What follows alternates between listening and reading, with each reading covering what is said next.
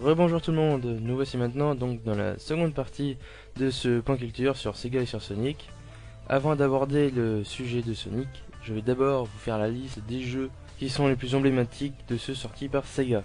Je vais parler de Golden Axe, The House of the Dead, Panzer Dragon, Phantasy Star, Sega Rally, Sonic the Hedgehog, Super Monkey Ball, Yakuza, Virtua Racing, Virtua Tennis. Passons maintenant à l'axe orienté sur Sonic, le hérisson. En anglais, ça se dit Hedgehog pour hérisson, et en japonais, hérisson se dit Hedgehog. Sonic le hérisson, Soniku za Hedgehog, est un personnage de jeu vidéo créé par Sega et notamment par Yuji Naka, Naoto Ojima et Rosaku Yashuhara. Sonic est un hérisson bleu, aux yeux verts, d'1m30 pour 35 kg, capable d'atteindre une vitesse très rapide, apparaissant pour la première fois en 1991 dans Sonic the Hedgehog, le jeu vidéo, le premier jeu de Sonic sur Mega Drive, puis adapté sur Master System, qui obtient immédiatement un très fort succès. Sonic devient rapidement la mascotte officielle de Sega et est capable de rivaliser avec Mario, la mascotte de leur concurrent Nintendo. La couleur bleue est choisie pour concorder avec le logo bleu de Sega, les chaussures, elles, pour ressembler à celles de Michael Jackson dans le clip de Bad. Le personnage est finalement appelé Sonic en raison de sa vitesse. Et AM8, c'est-à-dire l'équipe de Sega qui a sorti Sonic, se renomme alors en Sonic Team. Elle est composée de 5 personnes, dont Yuji Naka, Naoto Ojima, Hirosaku Yeshua. Il ne peut néanmoins pas nager, car à l'époque, Yuji Naka croyait les hérissons incapables de le faire. En fait, si. Sonic sort sur Mega Drive donc en 1991. Initialement cantonné aux jeux de plateforme, Sonic s'est depuis initié à plein d'autres styles, et là aussi il y en a vraiment eu beaucoup, comme le jeu de course, le jeu de tennis, le jeu de flipper, les jeux olympiques, et puis même les Kinder Surprise. Ils ont aussi fait évidemment des BD et des séries d'animation. Donc pour les séries d'animation, la voix est doublée pour la version anglaise par Ryan Drummond, et pour la version japonaise par Takeshi Kusao, de 1992 à 1998, puis ensuite par Junichi Kanemaru, Olivier Corol pour la version française.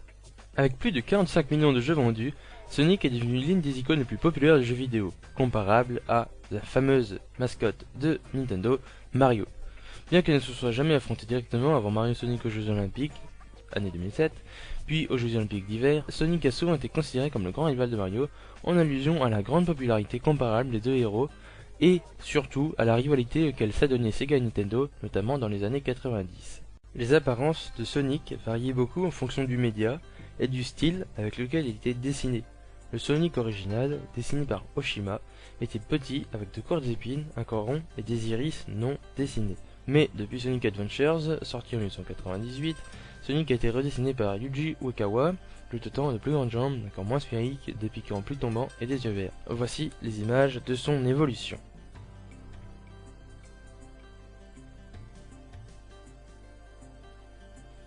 À propos de ses traits physiques et de son caractère, on peut dire que Sonic possède la particularité de pouvoir courir au-delà de la vitesse du son à 1184 km/h exactement. Dans toutes les séries confondues, Sonic est loyal, courageux. Il est prêt à prendre de nombreux risques pour venir en aide à des innocents.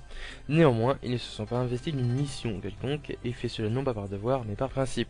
Il préfère vivre selon ses propres règles plutôt que celles des autres.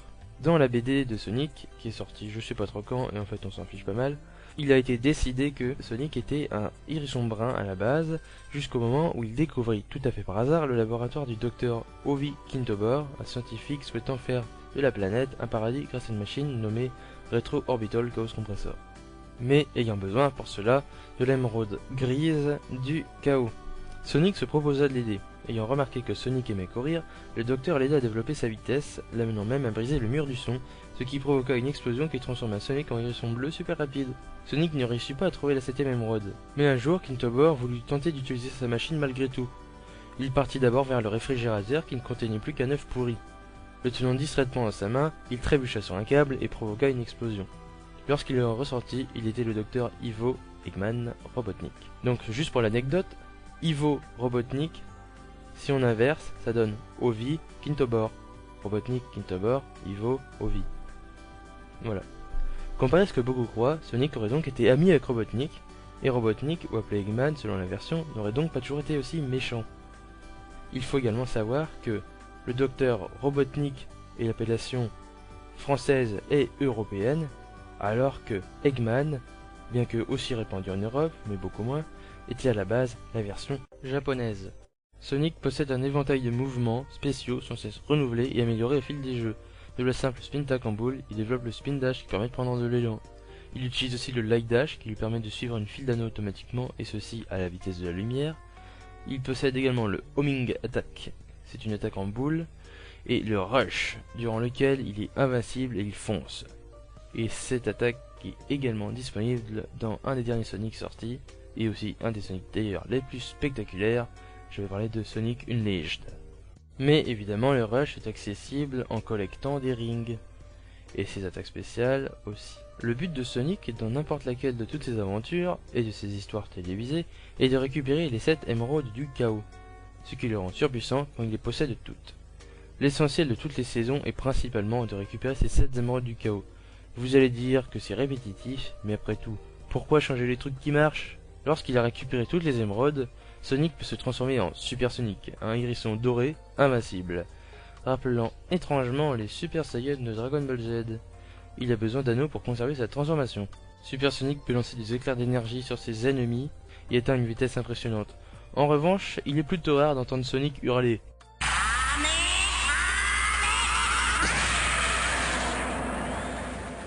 avec l'effet spectaculaire et dévastateur qui s'ensuit.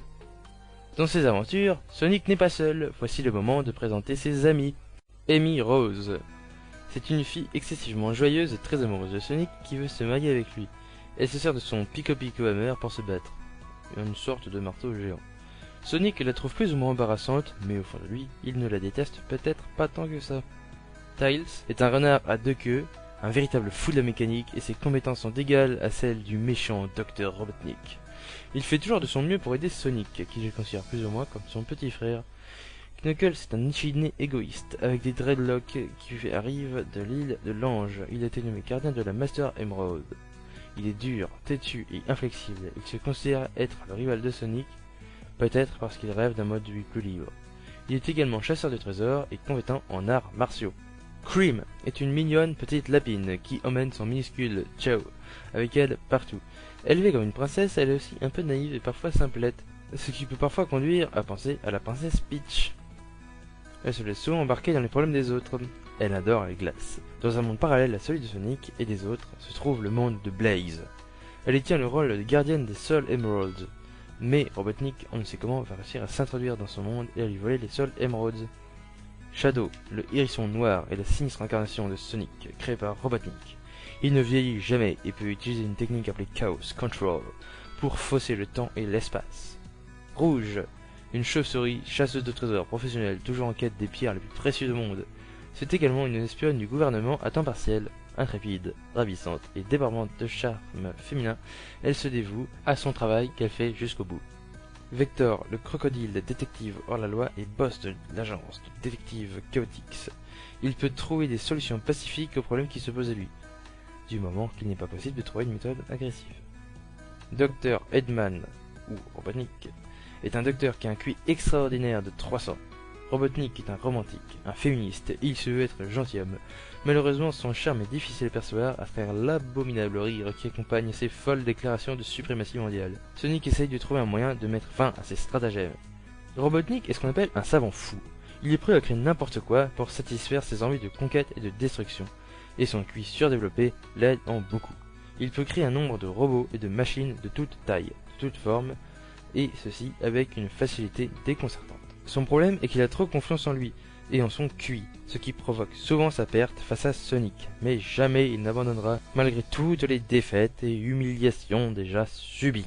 Voilà, nous touchons donc à la fin de ce test en espérant qu'il vous ait plu.